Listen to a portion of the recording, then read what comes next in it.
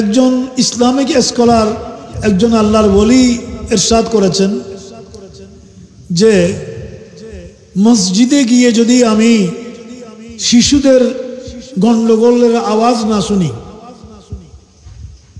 খুব লক্ষ্য করবেন, আমরা মসজিদে গেলে আমাদের ছেলেফেলেরা ফলাফাইনরা গন্ডগোল করলে আমরা রেগে যাই না? ওদেরকে গালিগালাজ করি, রেগে যাই, মারধরও করি, ধাক্কা মেরে বের করে দিই, এরকম অনেক কিছু করি। কিন্তু একজন আল্লাহর ওলি ইরশাদ করেছেন, আমি মসজিদে গিয়ে যদি শিশু কিশোরদের, দুষ্ট ছেলেদের দুষ্টামির আওয়াজ না শুনি, তাহলে আমি ওই সমাজের ভবিষ্যৎ সম্পর্কে আতঙ্কগ্রস্ত হয়ে যাই যে এই সমাজে ভবিষ্যতে তো মুসল্লি পাওয়া যাবে না। কথা বুঝতে পেরেছেন? বুঝতে পেরেছেন? তো আমরা একটা সময় নামাজের ইমামত করে যখন ডানে সালাম ফিরেতাম, বামে সালাম ফিরেতাম, দেখতাম ডান দিকেও সব বুড়া, বাম দিকেও সব বুড়া, বৃদ্ধ মানুষ, বুড়া। কিন্তু এখন যখন সালাম ফিরাই ডানে বামে, দেখি যে সামনের কাতারও নওজোয়ান ছেলে। আলহামদুলিল্লাহ বলেন না? সামনের কাতারও তরুণ তরুণ ছেলে, নওজোয়ান ছেলে। আমাদের পেছনে দাঁড়ায় তরুণ তরুণ ছেলেরা। বিদ্যুতের চেয়ে এখন মসজিদে তরুণদের আগমন, নওজোয়ানদের আগমন, ছাত্রদের আগমন এখন অনেক বেশি। এটা আমাদের আগামী প্রজন্মের জন্য ভালো। আল্লাহ পাক কবুল করুক। যারা বৃদ্ধ তারা রাগ করবেন না, আমিও আপনাদের দলে, কেউ রাগ করবেন না। এই জন্য এক হুজুরে ওয়াজ করলো যে জান্নাতে কোনো বৃদ্ধ জান্নাতে যাবে না, কোনো বুড়া জান্নাতে যাবে না। হুজুরে ওয়াজ করার পরে এক বুড়া কান্নাকাটি আরম্ভ করছে যে আমি তো বুড়ো হয়ে গেছি। হুজুরে ওয়াজ করলো হাদিস কোরআন দিয়া যে বৃদ্ধরা জান্নাতে যাবে না। এখন আমার বয়স এখন 70-এর উপরে, 80-র কাছাকাছি, আমি তো জান্নাতে যাব না। তখন হুজুর বললেন, তুমি তো ওয়াজ বুঝো নাই, আপনি ওয়াজ বুঝেন নাই। বৃদ্ধ জান্নাতে যাবে না মানে কোনো বৃদ্ধ এরকম বৃদ্ধ অবস্থায় জান্নাতে যাবে না, বৃদ্ধরা জওয়ান হয়ে জান্নাতে যাবে। জোরে বলেন না? আপনারা যারা বৃদ্ধ জান্নাতে যখন যাবেন, আপনি তরুণ বয়সে যেরকম তাকড়া যুবক ছিলেন তার চেয়েও আরো নওজোয়ান হয়ে আপনি জান্নাতে যাবেন। জোরে বলুন না আলহামদুলিল্লাহ। তাহলে এই যে যুবক তরুণ ভাইয়েরা, ছেলেরা আজকে মাহফিলগুলোতে আসছে, জশ্নে জুলুসে আসছে, মসজিদে আসতেছে, এটা আগামী আন্দোলনের জন্য, কোরআন সুন্নাহ ভিত্তিক সুন্নিয়তের সমাজ কায়েমের জন্য এটা ভালো না খারাপ? সবাই বলুন, ভালো না খারাপ? যুবকরা যুবকের মতো জবাব দিবা, বুড়োর মতো কুঙ্কু করিও না, একদম তারুণ্যদীপ্ত জবাব দিবা। আল্লাহ পাক কবুল করুক। একেবারে চিৎকার করে বলো আমিন। তাই এই সমস্ত আলেমরা আজকে মসজিদের ইমামতি করে। আপনারা যখন ছোট ছিলাম, বুড়ারা, তখন এত কম বয়স্ক, ওর তো একটু বয়স হয়েছে, ও না, আরো কম বয়সের আলেমরাও এখন মসজিদে খেতাবত করতেছে না? তোমাদের চেয়ে বড় কম, আরো তোমরা তো একটা বয়সে এসেছো।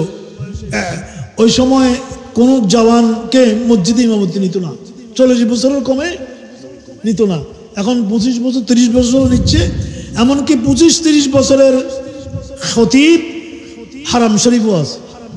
হারাম শরীফও আছে, নাই? আপনারা গেছেন যারা, দেখেছেন। বুড়াও আছে, একেবারে ইয়াং মসজিদে নবী শরীফের খতিব, ইমাম, ইয়াং ছেলে। আলহামদুলিল্লাহ। তো তরুণ যুবকরা না হলে আজকের এই মাহফিলটা এত চমৎকার হতো না। মহিউদ্দিন আমাদের পরিচালনা করছে, মহিউদ্দিন খোকন, অন্য মহিউদ্দিন খোকন না, খোকন, এটা নাকি? হ্যাঁ, মহিউদ্দিন খোকন। এরা যারা মুরব্বী তারা দোয়া করবে, টাকা পয়সা দিবে, কিন্তু মহিউদ্দিন খোকনরা তার বন্ধুরা, তার সহযোগীরা এই যে এত চমৎকার করে এই মাহফিলটা সাজালো একটা প্রাথমিক বিদ্যালয়ের সামনে, দেখুন তো কি চমৎকার, মঞ্চটা কত ভালো, হ্যাঁ গালিচাটা কত চমৎকার, ফাঁটা রাখতেও মজা লাগতেছে। তারা দেখুন দেখুন কি অবস্থা হবে। বৃষ্টি উপরে কি তেরফাল আছে? আচ্ছা আলহামদুলিল্লাহ, দেখেন উপরে তেরফালও দেওয়া আছে, সব কিছু আছে, কোনো সমস্যা নাই। সব মিলিয়ে মাহফিলটা সাজানো গোছানো, 16 বছরের মাহফিল। আল্লাহ পাক যারা টাকা পয়সা শ্রম সময় দিয়ে এই মাহফিলটাকে সাজালেন গোছালেন, আল্লাহ পাক সবার জন্য কিয়ামতে এটিকে নাজাতের ওসিলা বানিয়ে দিক। আরো যারা বলুন না আমিন। আচ্ছা, কিছুক্ষণের মধ্যেই আল্লামা আবুল কাসিম নুরি সাহেব তশরিফ আনবেন। তখন মাহফিল আরো আস্তে আস্তে যতই সময় যাবে ততই গুছিয়ে যাবে। আমাকে একটা সাবজেক্ট দেওয়া হয়েছে, সাবজেক্ট একটার ভিতরে 4-5টা, একটার ভিতরে 4-5টা, একের ভিতরে 4 আছে না, বই কতগুলো, একের ভিতরে 4। তো এখানে একটার ভিতরে 4-5টা। আমি মহিউদ্দিন খোকনকে বললাম এতগুলো একসাথে দিলা, কোনখান দিয়ে একটা আলোচনা করতে করতে আরেকটা ভুলে যাবো, আরেকটা মনে পড়লে আরেকটা ভুলে যাবো গা, এখন কি আমাদের মনে রাখার বয়স আছে? তারপরও এই সাবজেক্টকে মাথায় নিয়ে আমি একটা আয়াতে কারিমা কোরআনুল করিম থেকে তেলাওয়াত করলাম। সাবজেক্টটা আপনাদেরকে মনে করাইয়া দিই, নবীজির দাওয়াতি মিশন, আল্লাহর প্রিয় নবীর দাওয়াতি মিশন, বর্তমান দাওয়াতের চ্যালেঞ্জ। কয়টা হইল? 2টা হইল। বর্তমানে দাওয়াতের চ্যালেঞ্জ 2টা, বর্তমান ইসলাম প্রচারের কৌশল 3টা, প্রতিবন্ধকতা 4টা, এবং নবীজির রাজনৈতিক দূরদর্শিতা কয়টা হইল? আরেকটা হলো আজকের মুসলিম নেতৃত্ব। কয়টা হইল? একের ভিতর কত? ও মারে মা, কেমনে এই 6টাকে একের ভিতর ঢুকাবো? আমি এই 6টাকে নিয়ে আলোচনা করার জন্য 6টা মিলে একটা শব্দ আনতে পারি, একটা শব্দ আমি নিয়ে আসতে পারি, সেটা হলো আল্লাহর পেয়ারা হাবিবের দাওয়াতে দ্বীনের কৌশল, দাওয়াতে দ্বীন, নবীর দাওয়াতে দ্বীন। বাস, প্রিয় নবীর দাওয়াতে কিভাবে নবী দাওয়াত দিয়েছেন, দ্বীনের ইসলামের দাওয়াত কিভাবে দিয়েছেন, এই 6টাকে আমি একটার ভিতরে এইভাবে আনলাম। একটা এইভাবে দিলেই হয়ে যেত, হ্যাঁ। যাই হোক, এই 6টাকে এই দাওয়াতে দ্বীনের ভিতরে, দাওয়াতে দ্বীন মানে দ্বীনের দাওয়াত, দ্বীনের দাওয়াত, ইসলামের দাওয়াত, এটা সামনে নিয়ে আমি আয়াতে কারিমা তেলাওয়াত করলাম। প্রথমে আয়াতের তরজমা পেশ করে দিই, তারপরে আস্তে আস্তে আস্তে আস্তে আলোচনা করব। আমি সিলেট হইয়া, ঢাকা হইয়া, গতকাল চাঁদপুর হইয়া, তারপরে আজকে জুমার নামাজ পড়ালাম, এরপরে আপনাদের এখানে আসলাম। বয়স, শরীর, চিৎকার করা, এর সাথে আপনারা জানেন আমি সাংগঠনিক দায়িত্বে আছি। আহলে সুন্নাত জামাতের নীতি আদর্শ ভিত্তিক প্রতিষ্ঠিত রাজনৈতিক সংগঠন ইসলামী ফ্রন্ট বাংলাদেশের আমি কেন্দ্রীয় মহাসচিব। সেই হিসাবে আরও অনেক টেনশন, অনেক ক্লান্তি, অনেক ভাবনা, অনেক কিছু, এগুলো নিয়ে আল্লাহ পাক যতদিন দাওয়াতে দ্বীনের কাজ করায় ততদিন করব। আল্লাহ পাক আমাদের সবাইকে দ্বীনের দাওয়াতের দায়িত্ব আদায় করার তৌফিক দান করুন। আরো জোরে বলুন না আমিন। সালাতুনিয়া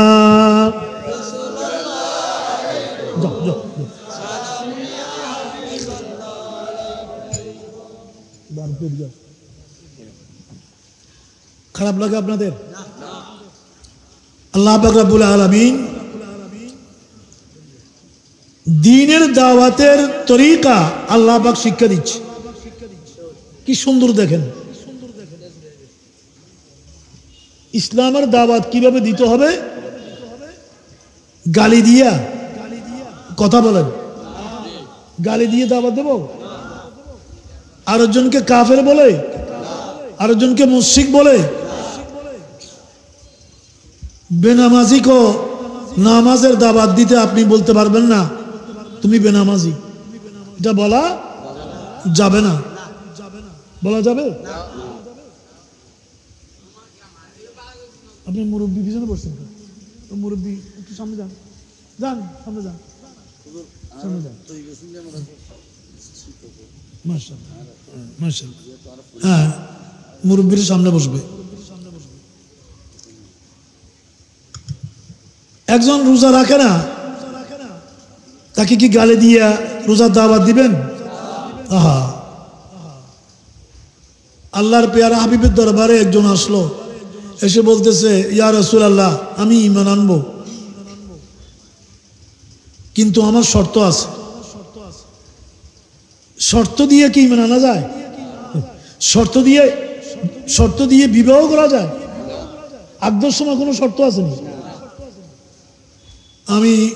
আমার শর্ত আছে, এই শর্ত ঠিক মতো হইলে আমি ঈমান আনবো। আল্লাহ রাসূল বললেন, তোমার কি শর্ত? সে বলল যে আমি নামাজ পড়তে পারবো না। আরেকজন বলল, আমি 2 ওয়াক্তের বেশি নামাজ পড়তে পারবো না। নামাজ পড়তে পারবে না এই শর্তে ঈমান আনবে। এখন সে কাফের। এখন কি কাফের? আল্লাহ রসুল রহমাতুল আলামিন, শফিউল মুজনিবিন, ইমামুল আম্বিয়া, বিশ্ব মানবতার মহান সংস্কারক, বিশ্ব মানবতার বন্ধু, বিশ্ব মানবতার মহান আদর্শ হয়ে, উসওয়াতুন হাসানা হয়ে যিনি এসেছেন, তিনি চিন্তা করলেন নামাজ না পড়ুক, কমপক্ষে তার মধ্যে ঈমানটা আসুক। জোরে বলুন না সুবহানাল্লাহ। ঈমানই তাকে নামাজে নিয়ে আসবে, ঈমানই তাকে নামাজে নিয়ে আসবে। আমরা আপনারা হলে তো বলতে পারি, মিয়া তুমি এত বড় বেয়াদব,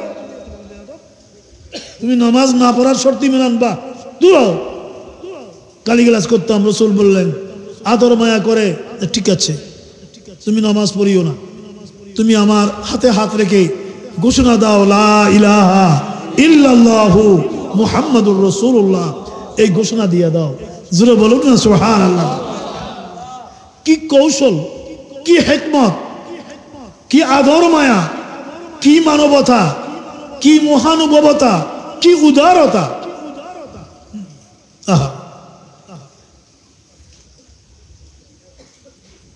এই জন্য আরেকজন এখনো সাহাবী হয় নাই, ঈমান আনে নাই, ঈমান কলবে এসে গেছে। ঈমান কলবে ডিসিশন মেক করছে যে আমি ঈমান আনবো। এদিকে রসুল জিহাদের জন্য ডাক দিল, সাহাবা একরামরা সব জায়গা থেকে তরবারি নিয়ে জিহাদে ঝাঁপিয়ে পড়লো।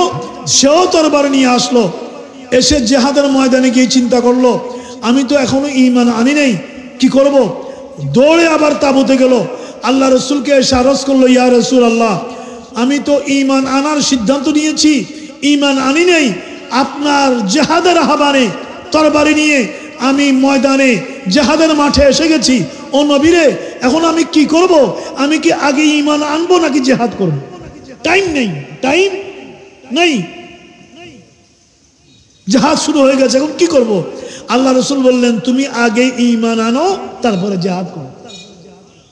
জোরে বলুন না সুবহানাল্লাহ। আগে কি? আগে ঈমান আনো, তারপরে জিহাদ করো। ঈমান আনলো, জিহাদ করলো, শহীদ হয়ে গেল, শাহাদাত বরণ করলেন। আল্লাহ রসুল বললেন যে আমার এই সাহাবী ঈমান এনেই নবীকে এক পলক দেখেছে, মাত্র এক পলক নবীকে দেখেছে, ঈমানের সাথে তরবারিটা নিয়ে ঝাঁপিয়ে পড়েছে, জিহাদ করতে করতে শহীদ হয়ে গিয়েছে। ওর আমলনামায় এক ওয়াক্ত নামাজও নাই। আছে নাকি? আছে? সময় তো পাই নাই, সময় পাই নাই। আছে ঈমান আর শাহাদাত, আছে কি? ঈমান আর শাহাদাত। ওর আমলনামায় রোজা নাই, ওর আমলনামায় হজ নাই, ওর আমলনামায় তেলাওয়াতে কোরআন নাই, ওর আমলনামায় দান সদকা খায়রাত নাই, ওর আমলনামায় নামাজ নাই, তাহাজ্জুদের নামাজ নাই, কিন্তু আছে আমি নবীর হাতে হাত রেখে ঈমানের ঘোষণা আর শাহাদাত। তার আমলনামা এই সমস্ত আমল থেকে খালি হলেও আমার নবী সাহাবা ফরমাচ্ছেন এই জিহাদের ময়দানে তার আমল সবচেয়ে কম, কিন্তু আজকে আল্লাহর কাছে তার মর্তবা মর্যাদা সবচেয়ে বেশি। নবী ওই সাহাবীর লাশকে কোলে নিয়ে চোখের পানি ছেড়ে দিলেন। হাত তুলে বলুন আল্লাহু আকবার। কথা বুঝে আসতেছে? বুঝতে কষ্ট হয় কোনো? আচ্ছা, এই জন্যই আল্লাহ পাক রব্বুল আলামিন কিভাবে দাওয়াত দিতে হবে এই প্রসঙ্গে কোরআনের আয়াত নাযিল করলেন। উদউ ইলা সাবিলি রাব্বিকা, উদউ ইলা সাবিলি রাব্বিকা, তোমরা তোমাদের রবের দিকে মানুষকে ডাকো, ওদেরকে আহ্বান করো, ওদেরকে দাওয়াত দাও। উদউ মানে দাওয়াত দাও মানুষকে, ইলা সাবিলি রাব্বিকা, তোমাদের রবের রাস্তার দিকে, রবের রাস্তার দিকে, বিল হিকমতে, হিকমতের সাথে। হিকমত বলেন না আপনারা, যে আরবি শব্দ, যে কোরআনুল কারীমের শব্দ। বিল হিকমতে, কৌশলে, হিকমতের সাথে, ওয়াল মাউইযাতিল হাসানা, এবং সুন্দর ওয়াজ নসিহতের মাধ্যমে, সুন্দর ওয়াজ নসিহতের মাধ্যমে, সুন্দর ব্যবহারের মাধ্যমে, ভালো ম্যানারের মাধ্যমে, সুন্দর আদর্শের মাধ্যমে এবং সুন্দর হিকমতের মাধ্যমে তোমরা মানুষকে তোমাদের রবের দিকে, তোমাদের রবের নবীর দিকে, নবীর আদর্শের দিকে উদউ, তোমরা দাওয়াত দাও। জোরে বলুন না সুবহানাল্লাহ। দাওয়াতের এই পদ্ধতি কার দেওয়া বলবেন না একটু ভাইরা আমার? একটু সবাই বলুন না, কার দেওয়া? এই পদ্ধতি দেওয়া কার? যে কোনো নেতার না, কোনো নেত্রীর না, কোনো রাজনৈতিক দলের না। এটা কে দিয়েছেন? আল্লাহ দুইটা কথা বলেছেন, মাওয়াইজায়ে হাসানা, সুন্দর নসিহত, এবং বিল হিকমা, হিকমতের মাধ্যমে তোমরা মানুষকে তোমাদের রবের দিকে আহ্বান করো। আল্লাহ পাক তৌফিক দান করো। জোরে বলুন না আমিন। তোমরা যারা বাবা বাইরে আসো, বৃষ্টি হচ্ছে তো ভিতরে চলে আসো, সবাই ভিতরে প্যান্ডেলের নিচে চলে আসো, সবাই চলে আসো, ওদেরকে প্যান্ডেল নিচে বানাই দাও। আচ্ছা,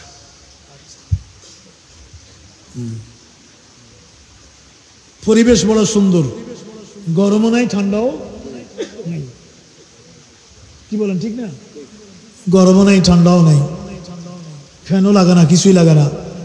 আল্লাহ পাক এসি করে দিতে বেশিক্ষণ লাগে না, আল্লাহ এসি করে দিতে বেশিক্ষণ লাগে না। আর আমাদের এসি তো স্বাস্থ্যের পক্ষে খারাপ, স্বাস্থ্যের পক্ষে খারাপ। আমরা আমাদের সাথে বাইরে হজে গেলে প্রত্যেকটা রুমে এসি, একজনে বলে চালাও, আরেকজনে বলে বন্ধ করো। যাই হোক,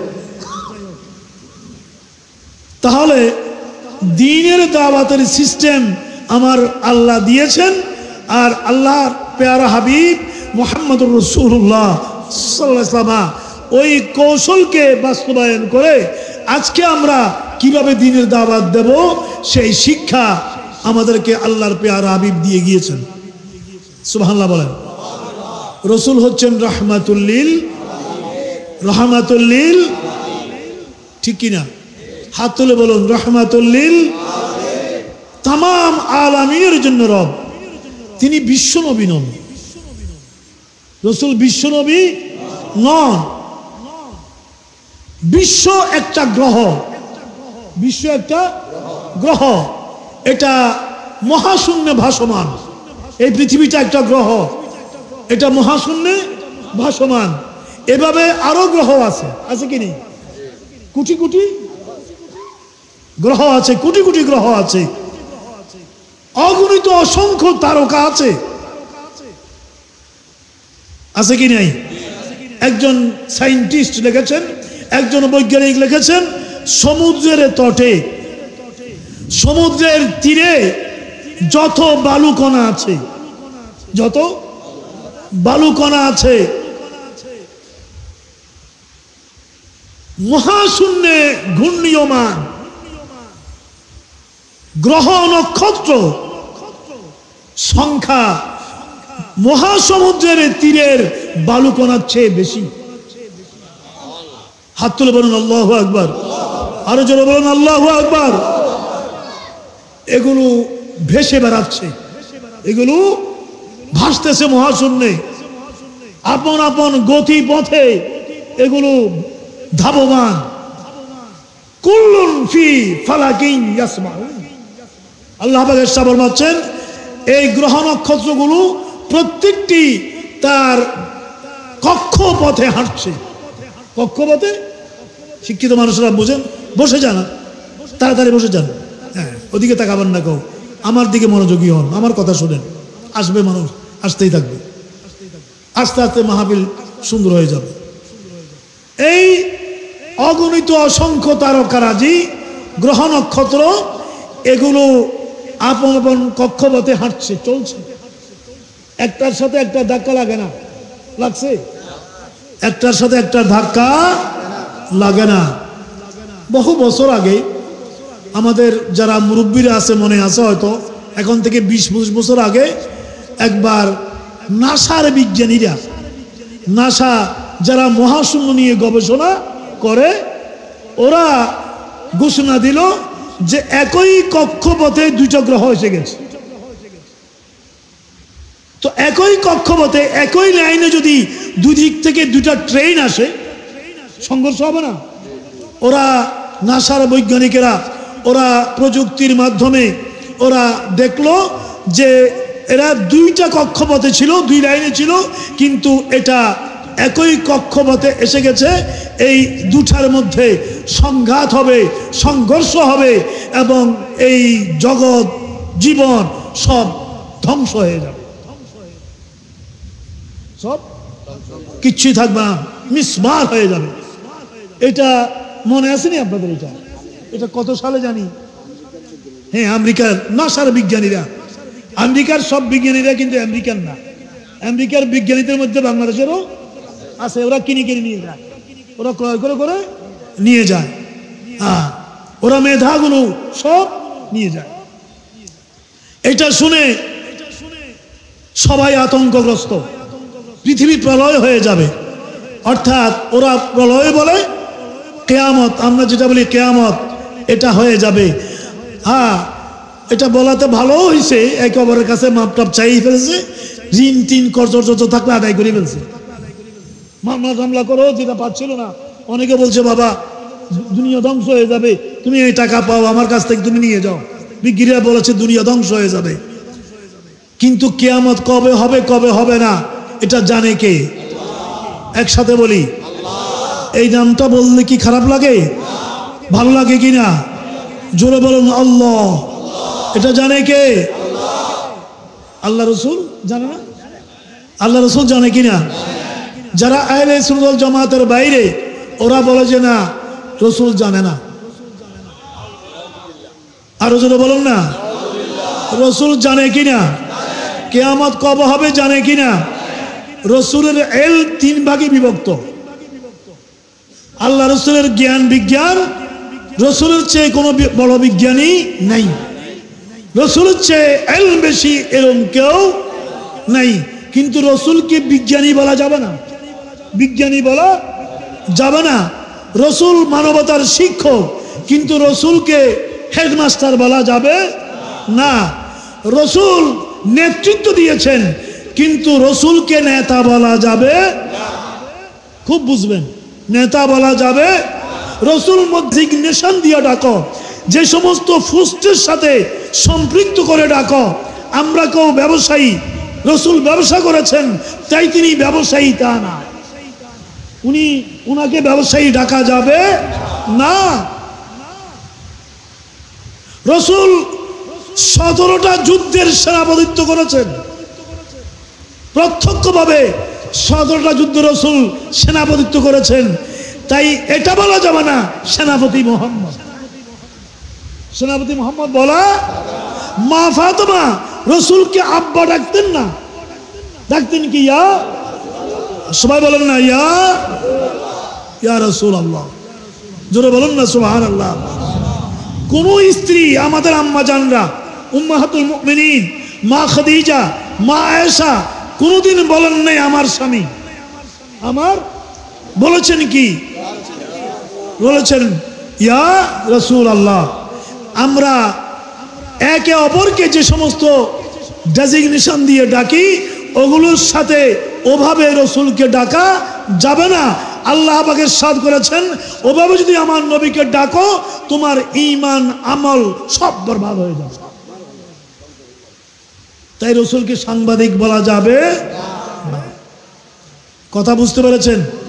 আল্লাহ পাক কোরআনে হাকিমে আদমকে ডাক দিয়েছেন ইয়া আদম, ইয়া, হ্যাঁ আল্লাহ যখনই কোন নবীকে ডাক দেওয়ার ইচ্ছা করেছেন আদমকে ডাক দিয়েছেন ইয়া আদম, ও আদম। আছে কি না? আছে কি না? ইয়া নূহ, ও নূহ। একজন নবী না?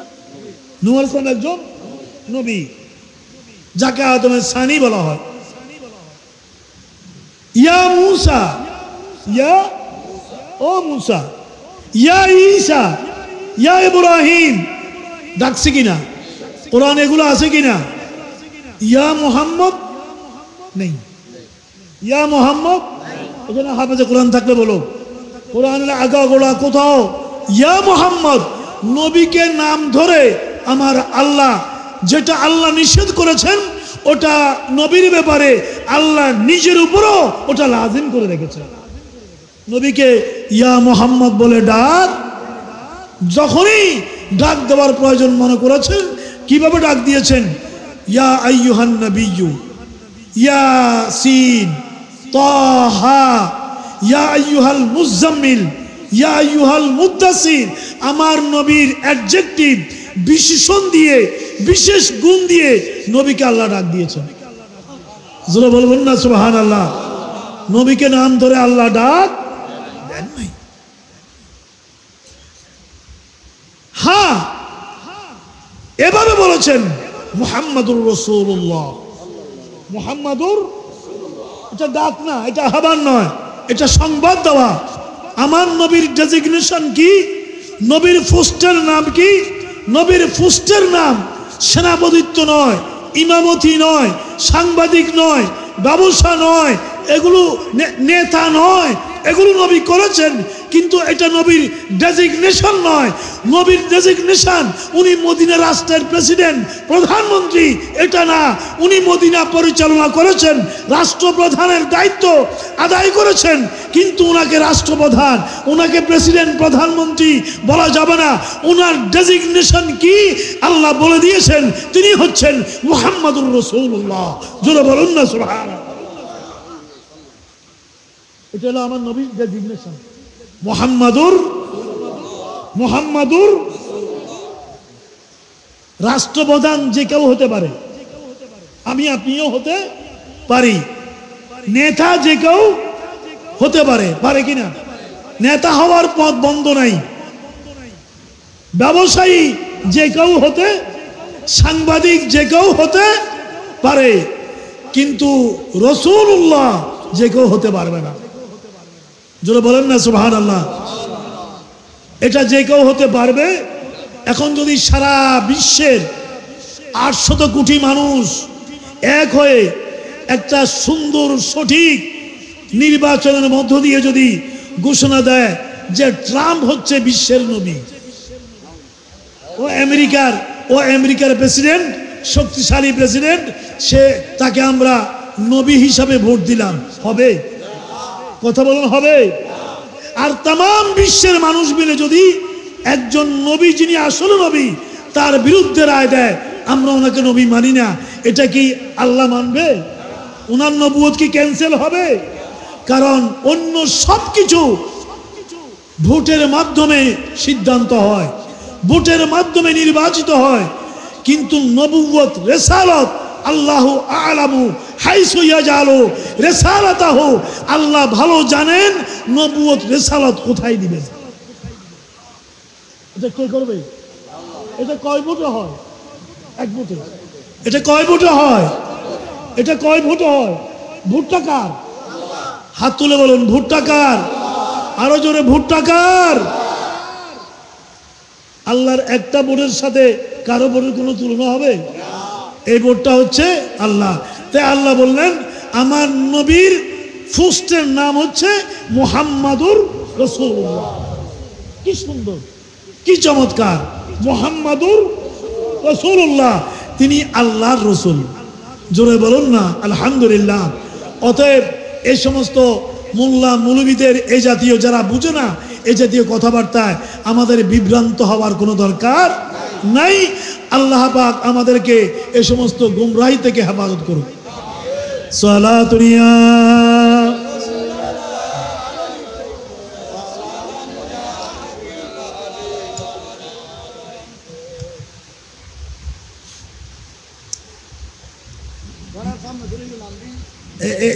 এখানে কি বৃষ্টি পড়ে? তো সামনে আসেন, এই জায়গাটা পূরণ করেন। আসো বাবা, আসো আসো আসো, এই জায়গাটা পূরণ করেন। এই আহা, আমাদের দেশের মধ্যে আমরা বৃষ্টি পাই, এটা কত বড় রহমত, কত বড় রহমত। আর আরব বিশ্বে দেখেছি, সৌদি আরবে, আপনার আবুধাবিতে, দুবাই, কাতারে, ওই সমস্ত জায়গায় দেখেছি যখন এরকম বৃষ্টি আসে গাড়ি ঘোড়াগুলো সব বন্ধ হয়ে যায়। যার গাড়ি সেখানে সেখানে স্টপ। ওরা গাড়ি থেকে নেমে নাচে, আল্লাহু আকবার আল্লাহু আকবার, ওরা নাচে ইয়া রাসূলুল্লাহ, ইয়া সাল্লে আলা মুহাম্মদ। ওরা এভাবে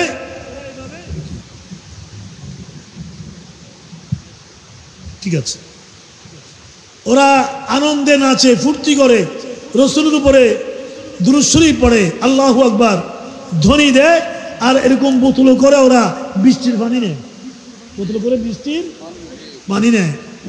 ওই সমস্ত দেশে বৃষ্টি নাই। আমাদের দেশের উপরে অনেক রহমত। তবে বৃষ্টি আসাতে এবং এই আওয়াজে আমার নিজেরই তকরির করতে কষ্ট হচ্ছে। মনে করেছি আস্তে আস্তে করব। যাই হোক, আল্লাহ পাক আমাদেরকে মাহফিলের পরিবেশ দান করুক। আরো জোরে বলেন না আমিন। আমার বন্ধুরা, ভাইয়েরা, তাহলে কোরআনুল কারীমের ভিতরে আল্লাহ পাক রব্বুল আলামিন আল্লাহর পেয়ারা হাবিবের সাথে কিভাবে ম্যানার করতে হবে, কিভাবে আচার আচরণ করতে হবে, কিভাবে নবীর দরবারে বসতে হবে, যেমনি তেমনি বসা যাবে না, কথা কিভাবে বলতে হবে, সুবহানাল্লাহ বলবেন না? আহা, দুজন সাহাবী নবীর সামনে, এগুলো সাহাবী না, এগুলো মুনাফিক। এগুলো কি? মুনাফিক। সাহাবীর সুরতে আছে, সাহাবীর উপর দিয়ে সাহাবীর মতো, আসলে কি? মুনাফিক। আসলে মুনাফিক। এদের নামাজ বেশি সুন্দর, নামাজ বেশি সুন্দর, আবা কাবা জুব্বা বেশি সুন্দর। এদের নামাজ দেখে সিদ্দিক আকবর বলে, ইয়া রাসূলুল্লাহ, আপনার কিছু সাহাবী আছে এদের নামাজ এত সুন্দর, আমার মনে হয় আমার নামাজ হয় না। এদের নামাজ দেখে আমি আবু বকরের মনে হয় আমার নামাজ তো এরকম সুন্দর নয়। আল্লাহ রসুল বললেন, আবু বকর, তুমি জানো না, বুঝো নাই কেন? এদের নামাজ সুন্দর হলো, এদের নামাজ আল্লাহ কবুল করবে না, এরা মুনাফিক। তো যাবু কাজে সামহম, আমার আল্লাহ বলে দিয়েছেন ও নবীরে, এদের সুরত, সিরত, আবা কাবা, জুব্বা, দাড়ি, তসবিহ, হ্যাঁ, আপনার প্রতি এদের মহব্বত, এগুলো আপনি আশ্চর্য হয়ে যাবেন, হতবাক হয়ে যাবেন। কিন্তু আসলে ওরা কি? এই বলেন না, ওরা আসলে কি? এখনো আছে কিনা? এই জমানায়ও মুনাফিক আছে কি নাই?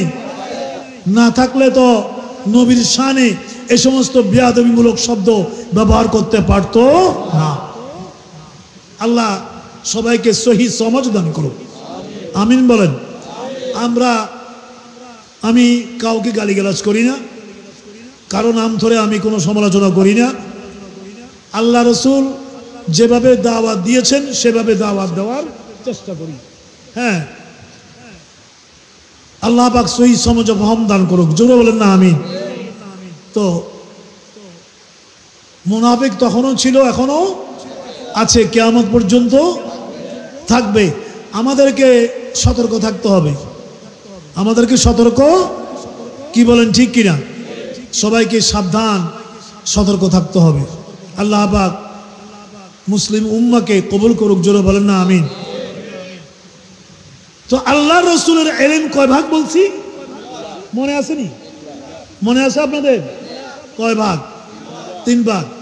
1 ভাগ ইলম হলো যেগুলো রসুলকে আল্লাহ দিয়েছেন, দিয়ে বলেছেন যে এগুলো উম্মতকে জানিয়ে দেওয়া, এটা আপনার নবুয়তের দায়িত্ব, ফরজ। এটা আপনি উম্মতকে বলে দিতে হবে। ও নবীরে, আমি কোরআনে বলেছি আকিমুস সালাত, নামাজ কায়েম করো। নামাজ কয় ওয়াক্ত কোরআনে বলি নেই। ফজর কয় রাকাত আমি বলি নেই। জোহর আসর মাগরিব এশা কোন সময় পড়তে হবে আমি বলি নেই। এগুলোর ইলম আমি আপনাকে দিয়েছি, আর আপনি উম্মতকে বিস্তারিত বলে দিতে হবে।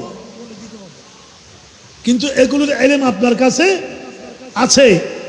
এই এক প্রকারের ইলম, শরীয়তের ইলম, হুকুম আহকাম, রুকুন আরকান আল্লাহ নবীকে দিয়ে এগুলো উম্মতকে বলে দেওয়া, এটা আপনার উপরে অপরিহার্য নবুয়তের দায়িত্ব।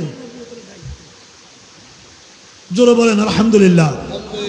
দ্বিতীয় প্রকারের ইলম হলো আমি আপনাকে দিয়েছি, এখন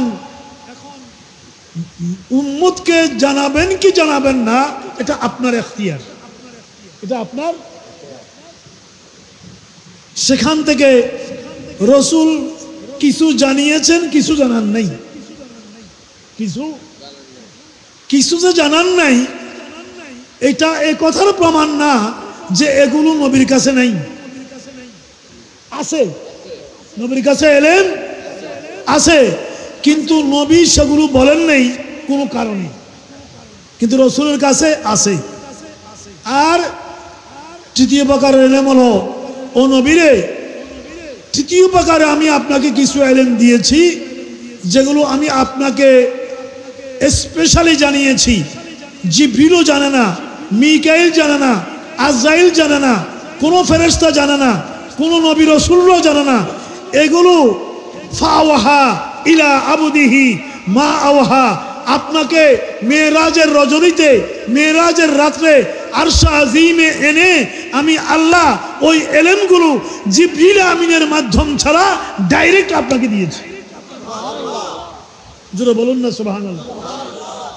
কোথায়? আরশ আজিমে। ফাওহা ইলা আবদিহি মা আওহা, আপনাকে যা দেওয়ার আমি দিয়েছি। ও নবীরে, এই ইলমগুলো আমি আপনাকে দিয়েছি, কিন্তু প্রথম ইলমগুলো আপনি বলে দিতে হবে, দ্বিতীয়গুলো আপনার ইচ্ছা বললে বলেন, কিন্তু তৃতীয় যে ইলমগুলো, এগুলো আপনি কাউকে জানাতে পারবেন না। জোরে বলুন না সুবহানাল্লাহ। এগুলো কাউকে বলা, তার মধ্যে একটা হচ্ছে ইলমুস সাআহ, কিয়ামতের ইলম। কিয়ামত কোন সালে হবে, কোন মাসে হবে, কোন দিন হবে, এই ইলম নবীর কাছে আছে কি নাই? একটু সবাই বলেন না। জোরে না বললে আমি তো বৃষ্টির আওয়াজে শুনি না। আপনারা কি আমার কথা বুঝেন? এই সমস্ত ইলম নবীর, এই কিয়ামতের ইলম নবীর কাছে আছে কি নাই? এই জন্যেই আল্লাহর পেয়ারা হাবিব কিয়ামত কবে হবে এটা নির্ধারিত দিনটা বলে না দিয়ে কিছু আলামত বলে দিয়েছেন। কিছু আলামত, যিনি আলামত জানে তিনি কবে হবে সেটাও জানে, জানে কিনা? কিন্তু কিছু বাতিল মৌলবী আছে, এরা বলে যে নবীর কাছে কিয়ামতের ইলম নাই। বলে কিনা? বলে কিনা যে এটা একমাত্র আল্লাহর কাছে আছে, নবীর কাছে নাই। আছে কিনা? একটু জোরে বলেন, আছে কি নাই? আছে। এই জন্যেই আমরা বুখারী শরীফে একটা হাদিস দেখি যে একজন আরাবী সাহাবী এসে নবীকে জিজ্ঞেস করলো, ইয়া রাসূলুল্লাহ মাতা সা, ও নবী কিয়ামত কবে? ডাইরেক্ট প্রশ্ন। আরবি গ্রামের সাহাবী, ও নবী মাতা সা, কিয়ামত কবে? আল্লাহ রাসূল বললেন মা আ'দাত লাহা, তুমি কিয়ামতের খবর নিচ্ছ, কিয়ামত কবে আমাকে জিজ্ঞেস করতেছো? মা আ'দাত লাহা, কিয়ামতের জন্য তোমার কি প্রস্তুতি আছে, তুমি কি প্রস্তুতি গ্রহণ করেছো? রাসূল তাকে কিয়ামত কবে এটার উত্তর দেন নাই। এটার উত্তর, এটা এই কথার প্রমাণ বহন করে না নাউজুবিল্লাহ যে নবীর কাছে কিয়ামতের ইলম নাই। এটা প্রমাণ রাসূল জানে, কিন্তু তাকে কেন বলেন নাই? আল্লাহ নিষেধ করেছেন, আল্লাহ পাক নিষেধ করেছেন। রাসূল বরঞ্চ জিজ্ঞেস করলেন কিয়ামতের খবর তুমি কি জন্য নাও? মা আ'দাত লাহা, তুমি কিয়ামতের জন্য তোমার কি আমল আছে, কি প্রস্তুতি আছে? সে বলল ইয়া রাসূলুল্লাহ, তেমন কোনো আমল আমার নাই, বেশি রোজা নাই, বেশি দান সদকা খায়রাত নাই, বেশি নামাজ নাই। সাহাবীর এগুলো আছে, সাহাবীর এগুলো আছে, কিন্তু এগুলোর উপরে কোনো অহংকার নাই, বাহাদুরি নাই। শিক্ষা আছে কেন? আমার ভাইয়েরা, বন্ধুরা, শিক্ষা নেবেন। আপনি যতই নামাজি হন না কেন, আপনি যদি মনে করেন আমি তো নামাজ পড়তেছি, আমি তো, আমার কিয়ামতে কোনো সমস্যা হবে না, আমি তো রোজা হজ করছি, আমার কোনো সমস্যা হবে না, আমার তো আমল আখলাক ভালো, আমার কোনো সমস্যা হবে না, এরকম অহংকার করা যাবে না। সাবধান। কিয়ামতের ময়দানে নাজাত দুইটা জিনিসের উপরে। আমরা কিয়ামতের ময়দানে আখিরাতে নাজাত চাই কিনা? সবাই হাত তুলে বলুন, নাজাত চাই কিনা? চাই কিনা? নাজাত মিলবে দুটা জিনিস দিয়া, এগুলো দিয়ে না, আমাদের আমল দিয়া না। আমল লাগবে, নামাজ লাগবে, রোজা লাগবে, হজ যাকাত লাগবে, দান সদকা খয়রাত লাগবে, কিন্তু বহু নামাজি জাহান্নামে চলে যাবে, বহু নামাজি জাহান্নামে চলে যাবে। বহু মুজাহিদ শহীদ দুনিয়াতে আমরা বলেছি অমুক শহীদ তমুক শহীদ, বই পুস্তকে লেখা হয়েছে অমুক শহীদ, রাস্তাঘাটে লেখা হয়েছে অমুক শহীদ, কিন্তু আল্লাহ পাক কিয়ামতের ময়দানে তাকে জাহান্নামে ফেলে দিবেন। নাউজুবিল্লাহ বলেন।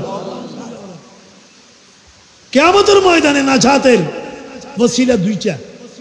কয়টা বলবো? দুইটা। কি? একটা হলো রহমতে এলাহি, রহমতে আল্লাহর রহমত। কার রহমত? আল্লাহর রহমত। আরেকটা হলো শাফাআতে মুস্তাফা। শাফাআতে, কার শাফাত? নবীর শাফাত। কার শাফাত?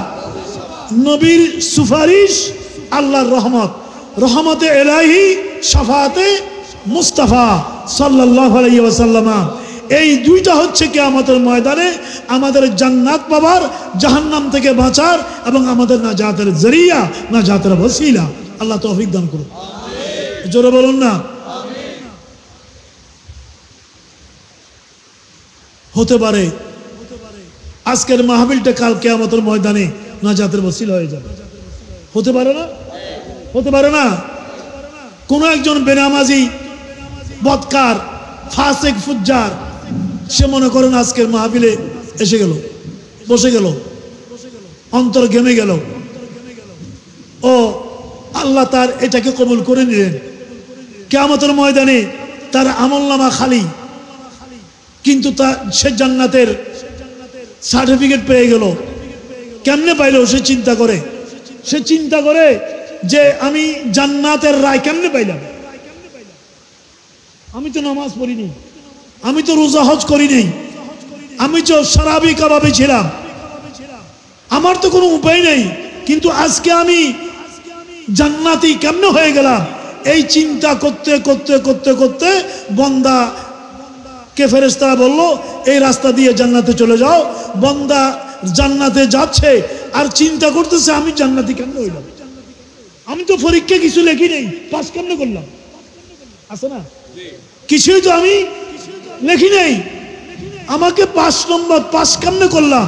আমার তো কোনো আমল নাই, আমি আজকে জান্নাতের রায় পেলাম টাকা কেমনে? চিন্তা করতে করতে টেনশন নিয়ে বান্দা জান্নাতের দিকে চায়, আবার সন্দেহ পড়ে পেছনের দিকে তাকায়, কোনো ধরা পড়ে গেল এই তুমি কোথায় যাচ্ছ? হ্যাঁ, এত কোটি কোটি বান্দার ভিতরে হয়তো আমার বদ আমল সাবমিট হয় নাই, তাই রায় পেয়ে গেছি, ধরা পড়ে যেতে পারি।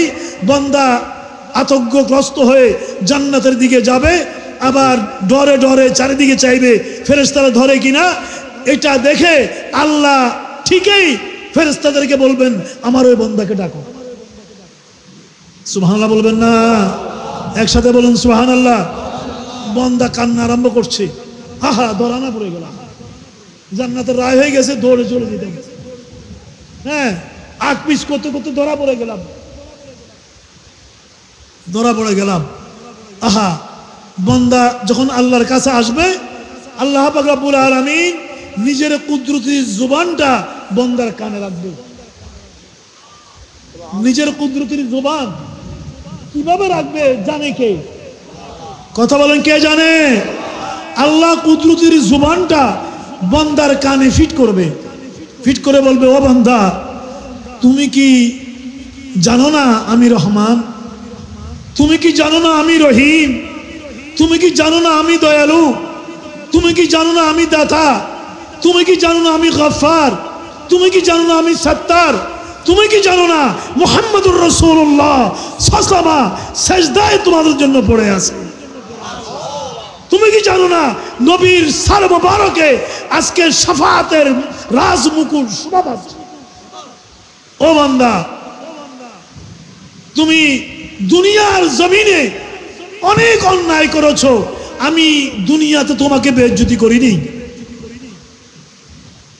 আমাদের গুনার কথা যদি আল্লাহ প্রকাশ করে দেয়,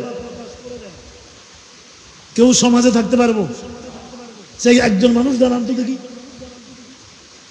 পারবো? আমাদের গুনাহগুলো গোপন রাখছে কে?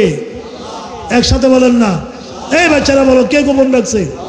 তোমাদের তো গুনাহ নাই, কে গোপন রেখেছে? আল্লাহ। এই জন্য আল্লাহ হচ্ছেন সাত্তারুল উয়ুব, সাত্তারুল উয়ুব, যিনি গুনাহ গোপনকারী, গুনাহ গোপনকারী। তো আমার নবী ইরশাদ করেছেন, বান্দা, আমার উম্মতেরা, তোমরা তোমাদের চরিত্রে আল্লাহর গুণ নিয়ে আসো, আল্লাহর বিআখলাকিল্লাহ, তোমার জীবনকে তুমি আল্লাহর আখলাক নিয়ে আসো। কিন্তু আমরা ওটা করি না। আল্লাহ করে বান্দার দোষ গোপন, আর আমরা করি বান্দার দোষ না থাকলেও বানাইয়া বানাইয়া প্রচার করি। কি বলেন, ঠিক কিনা? আমরা অন্য বান্দার গীবত করি। কি করি? গীবত, একটা হলো গীবত, আর একটা হলো বহতান। গীবত মানে ওর কাছে এই দোষটা আছে, এটা আমরা প্রচার করি। আবার বহতান মানে দোষ নাই, অপপ্রচার করি, অপপ্রচার করি। এগুলো আমরা সবাই করি কিনা? এর বিরুদ্ধে, এর বিরুদ্ধে, এর বিরুদ্ধে, এর বিরুদ্ধে কোরআন ইরশাদ করেছে, আমার নবীও ইরশাদ করেছেন, আনতাকুলা লাহামা আখিহে, তুমি কারো গীবত করো মানে তুমি ওই ব্যক্তির গোশত মাংস খাইতেছো, তার গোশত মাংস তুমি খাচ্ছ। একজন এভাবে গীবত করে নবীর সামনে আসলো, আমার নবী বলল যে আমি তোমার মুখ থেকে মানুষের মাংস খাওয়ার দুর্গন্ধ পাচ্ছি। নবী কি বললেন? তোমার মুখ থেকে আমি মানুষের গোশত খাওয়ার দুর্গন্ধ পাচ্ছি। উনি বলল, ইয়া রাসূলুল্লাহ, মানুষের গোশত কি কেউ খায়? আমার রাসূল বললেন, তুমি আসার আগে অমুকের বদনাম করো নাই, অমুকের গীবত করো নাই, তার মানে তুমি সেই ব্যক্তির গায়ের গোশত খেয়েছো, আমি সেই দুর্গন্ধ পাচ্ছি। নাউজুবিল্লাহ বলেন। আল্লাহ পাক হেফাজত করো। এটা বাদ দেন, যার মধ্যে এটা আছে এটা বাদ দিবেন। মানুষের দোষ আপনি গোপন করবেন, আপনার দোষ গোপন করবে কে? আরো জোরে বলেন না, কে করবে? আর আপনি যদি মানুষের দোষ খুঁজে খুঁজে বেরিয়ে ওগুলো প্রকাশ করেন, আল্লাহ আপনাকেও লজ্জিত করে দিবে, আল্লাহ পাক আপনাকেও লজ্জিত করে দিবে। হ্যাঁ, এগুলো হলো ঈদ-ই মিলাদুন্নবীর আলোচনা। এগুলো ঈদ-ই মিলাদুন্নবী, নাম হচ্ছে ঈদ-ই মিলাদুন্নবী, আলোচনা হবে সিরাতুন নবী। আলোচনা কি হবে? সিরাতুন নবী। সিরাতুন নবী মানে উসওয়াতুন হাসানা। লাকাদ কানা লাকুম ফি রাসূলিল্লাহি উসওয়াতুন হাসানা। আমার নবীর আদর্শের নাম আমার আল্লাহ কোরআনে দিয়েছেন উসওয়াতুন হাসানা। বলুন না কি দিয়েছেন? সবাই বলবেন না? উসওয়াতুন, উসওয়াতুন, উসওয়াতুন হাসানা। পৃথিবীর জমিনে আর কেউ নেই, আর কেউ, আর কেউ, আর কেউ নেই। উসওয়াতুন হাসানা উনি যিনি মানব জীবনের সবকিছুর জন্য আদর্শ, সবকিছুর জন্য আদর্শ। একজন সফল রাষ্ট্রনায়ক সবকিছুর জন্য আদর্শ না, উনি রাষ্ট্র পরিচালনায় আদর্শ, ভালো রাষ্ট্র চালাইছে। কিন্তু গিয়ে দেখেন হয়তো পারিবারিক জীবনে উনি আদর্শ না।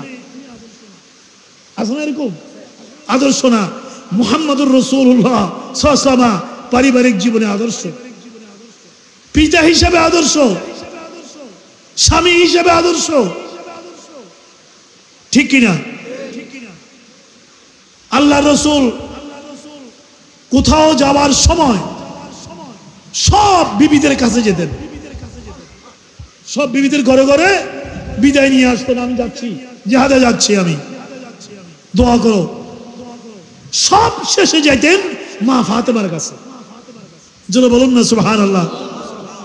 কন্যা সন্তানকে, মেয়েকে বাবারা বেশি ভালোবাসে, কি বলেন ঠিক না? যাদের মেয়ে আছে জানেন, বেশি মহব্বতের না, বাবা মেয়েকে বেশি ভালোবাসে, মা পুত্র সন্তানকে বেশি ভালোবাসে। সুবহানাল্লাহ বলেন। মেয়েকে বেশি ভালোবাসা এটা সুন্নতে মুস্তাফা, এটা সুন্নতে মুস্তাফা।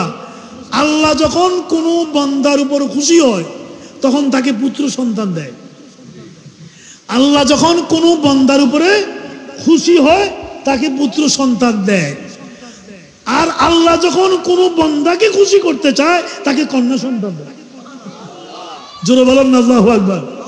আল্লাহ যখন চায় আমি আমার এই বান্দাকে খুশি করব, তখন আল্লাহ নিজের ইচ্ছায়, নিজের সিদ্ধান্তে তাকে কন্যা সন্তান। রসুল মা ফাতেমা কাছে সবার পরে গিয়ে মা ফাতেমাকে থেকে বিদায় নিতেন। আবার যখন আসতেন সবার আগে মা ফাতেমার ঘরে যেতেন। জোরে বলুন না সুবহানাল্লাহ। হায় হায় আদর্শ, পারিবারিক জীবনের আদর্শ। এরকম আদর্শ কেউ পৃথিবীর কোনো রাষ্ট্রপ্রধান, কোনো রাষ্ট্রনায়ক, কোনো ফিলোসোফার, কোনো দার্শনিক, কোনো সমাজবিদ দিতে পারে নাই। দিয়েছেন মুহাম্মদুর রাসূলুল্লাহ। তাই তিনি হচ্ছেন উসওয়াতুন, একসাথে বলি উসওয়াতুন হাসানা, হাসানা। হায় হায়।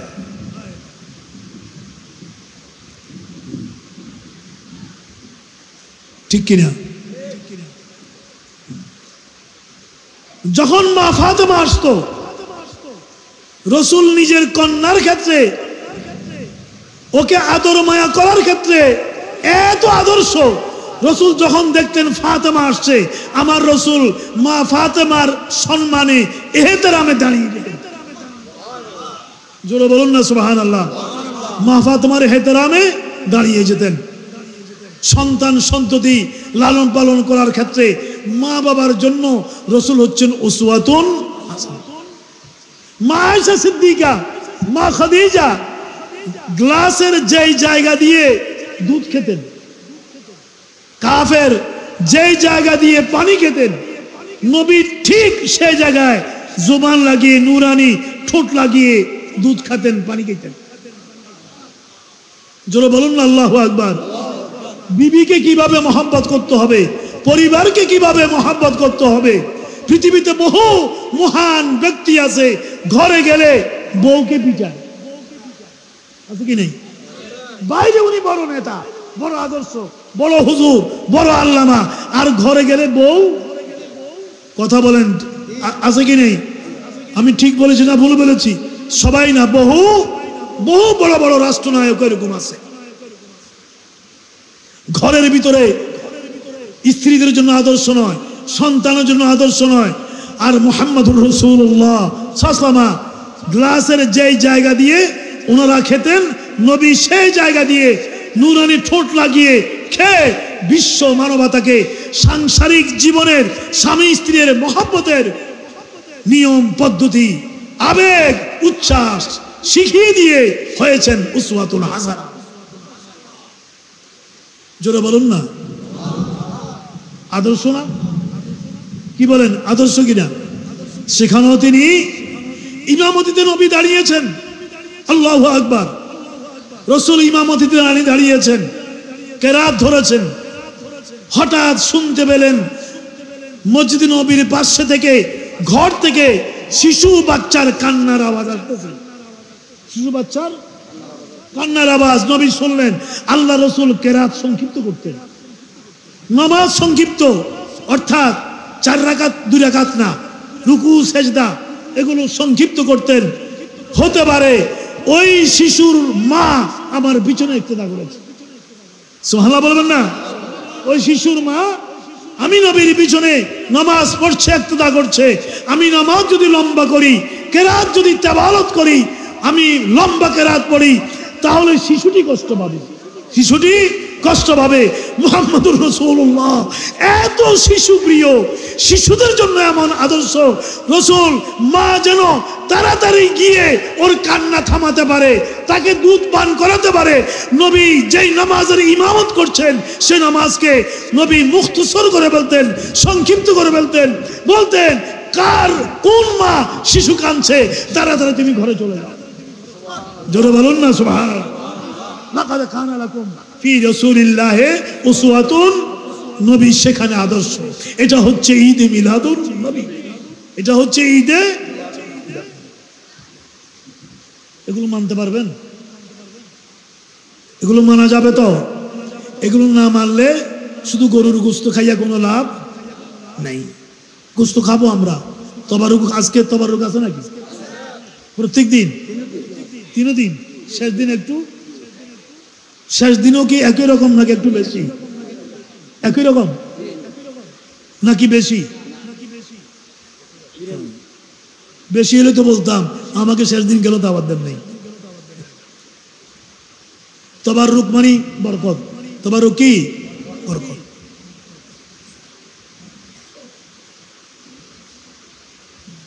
তবারুক খাওয়া সওয়াব। তবারুক খাবেন, শুকরিয়া করবেন কার? শুকরিয়া করবেন কার? আল্লাহর শুকরিয়া আদায় করবেন। আল্লাহ যে গরু হালাল করছে আমাদের খাবার জন্য, উট হালাল করছে, মহিষ হালাল করছে, ছাগল হালাল করছে, হ্যাঁ মুরগি হালাল করছে, এগুলো শুকরিয়া কার আদায় করতে হবে? গরু যেটা জবাই করবেন ওটাও জবাই হয়ে শুকরিয়া আদায় করে, ওদিকে আমি যাব না, ওটা নিজেও শুকরিয়া আদায় করে যে আল্লাহ। বাজারে কত গরু জবাই হয়, তুমি আমার তকদির এত ভালো করলা যে আমাকে গৌস পাকের ফাতাইয়াল দমে আমি জবাই হলাম। অন্যদিন জবাই হলো তো আমি 900 টাকা কেজিতে বিক্রি হইতাম, 900 টাকা কেজিতে বিক্রি হইতাম। ও মাওলা, আমি যে ঈদে মিলাদুন নবীর জন্য কবুল করলাম, আল্লাহ তোমার ব্যাপারে শুকরিয়া। জোরে বলুন না সুবহানাল্লাহ। এই জন্য মেশকা, এটা এমনি হাসাবার জন্য বলি নেই, মেশকাত শরীফ কিতাবুল হজের ভিতরে হাদিস এসেছে, আল্লাহর পেয়ারা হাবিব হজ আদায় করে 10 তারিখে কুরবানি করতে হয় না? 10 তারিখে, 9 তারিখে আরাফা, এরপরে 10 তারিখে কুরবানি। রসুল যখন কুরবানি করার জন্য ছুরিটা হাতে নিলেন, রসুলের সামনে 100টা উট আনা হইল। কয়টা উট? এই কয়টা উট? কয়টা উট? এখন রসুল জবাই করবেন। আমাদের দেশে গরু জবাই করার সময় 8 ঠ্যাং বাঁধে কিনা? সবাই মিলি কত জোরে, হ্যাঁ, এটাকে ফেলে তারপরে জবাই করে। এই যে 100টা উট নবীর সামনে আনা হলো, নবীর হাতে, আল্লাহ রসুলের হাতে ছুরি, সামনে 100টা উট। এই উটগুলো তাদের লম্বা গলাগুলোকে আরো লম্বা করে নবীর সামনে, নবীর হাতে প্রথমে জবাই হওয়ার জন্য পরস্পরের ভিতরে প্রতিযোগিতা শুরু হয়ে গেছে। প্রতিযোগিতা, ইয়া রাসূলুল্লাহ, ওদের বুবা ভাষায় ওদের আবেদন, ইয়া রাসূলুল্লাহ আজকে আরাফাতের ময়দানের পরে হাজিরা আমাদেরকে কুরবানি করবে, আমরা কুরবানি হব। ও নবী, আমরা ভাগ্যবান যে আপনি আমাদেরকে কুরবানি করবেন, কুরবান করবেন। ও নবী, ইয়া রাসূলুল্লাহ, আমাকে আপনার হাতে আগে কুরবানি করুন। আল্লাহ রাসূল এটা দেখে বললেন, ও উঠেরা, সবর করো, আমি সবাইকে আমার হাতে কুরবান করব। জোরে বলুন না সুবহান। তাহলে ঈদে মিলাদুন নবীতে যে গরুটা জবাই হলো সেও আল্লাহর শুকরিয়া আদায় করে। আর আমরা বলি যে ঈদে মিলাদুন নবীর গরুর গোশত শুকুরের গোশত চেয়েও হারাম। বলি কিনা? লিখেছি কিনা? যে লিখছে সে লিখছে। বদ মানুষের নাম মুসুর করে কোনো লাভ নাই। আল্লাহ আমাদেরকে হেফাজত করো। আমরা হেদায়েতের উপরে থাকার জন্য বললাম। তাহলে তবারুকাতের ভিতরেও বরকত আছে কি নাই? না হয় আমাদেরকে বাইরা বন্ধুরা বলে যে হুজুর 500 মানুষের জন্য বিরিয়ানি পাকাইছি, প্রায় 700-800 মানুষ খাইছে, বরকত হয়ে গেছে। কি হয়েছে? বরকত হয়েছে না? বরকত হয়ে গেছে। আরো বেশিও খায় না, বরকত হয়ে যায়। হযরতে আলী, হযরত ওমর আল ফারুক আল্লাহর দরবারে ফরিয়াদ করে যে আল্লাহ, আমি তোমার কাছে রিজিক চাইবো না। ও মাওলা, তোমার কাছে আমি রিজিক চাইবো না, রিজিক চাই না। তোমার কাছে আমি চাইবো যেটা তুমি আমার রিজিকে রেখেছো ওটা কম হোক, অসুবিধা নাই। আমি চাইবো তুমি ওটার মধ্যে বরকত ঢেলে দাও। জোরে বলুন না আল্লাহু আকবার। ওটার মধ্যে কি দাও? সবাই বলেন না কি দাও? ওটার মধ্যে কি দিতে হবে? তাই খাওয়া দাওয়া পাক করে সামনে এনে সূরা ফাতিহা পাঠ করতে হয়। কি জন্য? এই কি জন্য? বরকতের জন্য। আপনাদের এই তাবারুকাতের ভিতরে আল্লাহ পাক বরকত দান করুক, সবাই যেন পায়। আল্লাহ পাক কবুল করুক। বাল্লাগাল্লুলা বিকামালি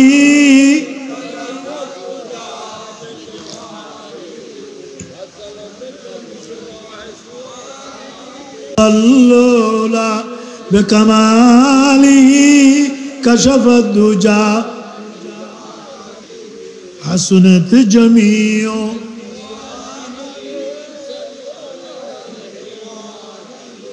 আসুন আবার আসল কথায়। তাহলে কিয়ামতের ইলম নবীর কাছে আছে কি নাই?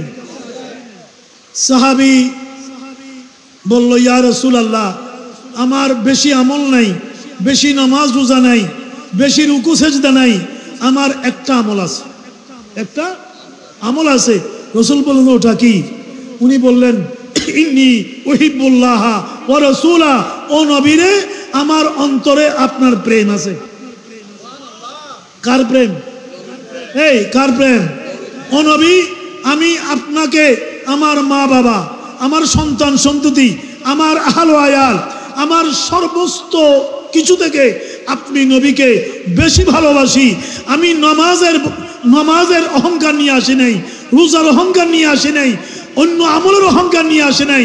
আমার একটা অহংকার আছে, ওটা হচ্ছে আমি আপনাকে সমস্ত বিষয়বস্তু থেকে অত্যাধিক বেশি ভালোবাসি।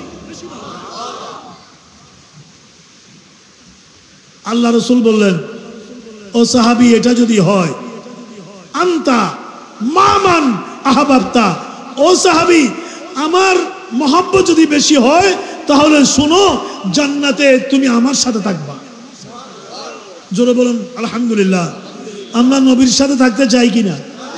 এই জোরে বলুন, থাকতে চাই কিনা? দুই হাত তুলে দেখান, দুই হাত তুলে। থাকতে চাই কিনা নবীর সাথে?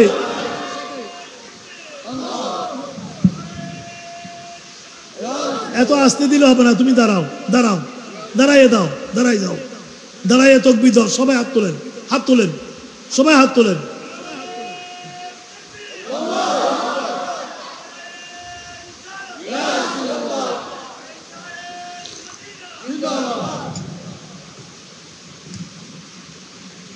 আল্লাহ পাক কবুল করুক। আমার বন্ধুরা, তাহলে রসুল কিয়ামতের ইলমের কথা জানে, কিন্তু বলা নিষেধ, বলা নাসার বিজ্ঞানীরা বলল যে দুইটা গ্রহ একই কক্ষপথে এসে গেছে, কলিউশন হবে, সংঘাত হবে, পৃথিবী প্রলয় হয়ে যাবে, মানে কিয়ামত হয়ে যাবে। মনে আসেনি কথা? ওখানে ছিল, কথা ওখানে ছিল, কিয়ামত হয়ে যাবে। সব জায়গায় কান্নাকাটি, মসজিদে মাদ্রাসায় সবাই কান্নাকাটি।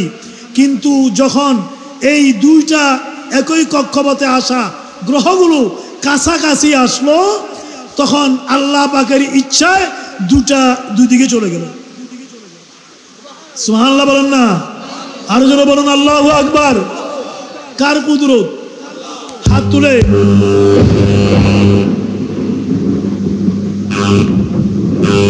এটা কি?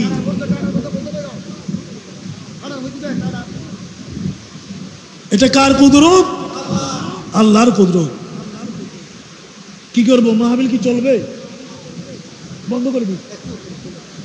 নুরি সাহেব আসেনি? এই মহিউদ্দিন কোথায়?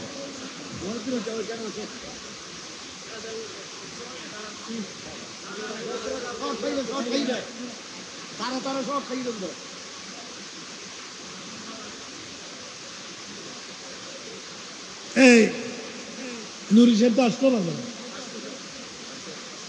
কোথায় উনি? এদিকে আসে। কিন্তু বাবা আর কতক্ষণ টানবো? আমি তো পারতেছি না। আসতে তো বুঝলাম, কোথায় বৃষ্টি তো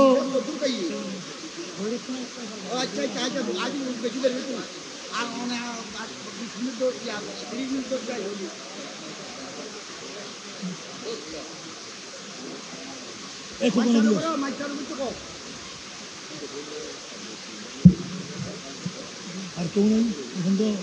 মাইক জানতেছে না, তুমি মাইক ছাড়া কেমনে করবো? পারতেছি না তো। আওয়াজ নিজের ইচ্ছা। আমাদের আজকের মহান আছে, উনি আসলে মিলাদ, কিয়াম, আখরি মোনাজাত, এবং এতক্ষণে হয়তো বা বৃষ্টি বাদল বন্ধ হয়ে যাবে। আমি কথা বলতেছি যে আমি কিচ্ছু বুঝতেছি না, আমি নিজে কানে কিচ্ছুই বুঝতেছি না, এমনি বলতেছি। তো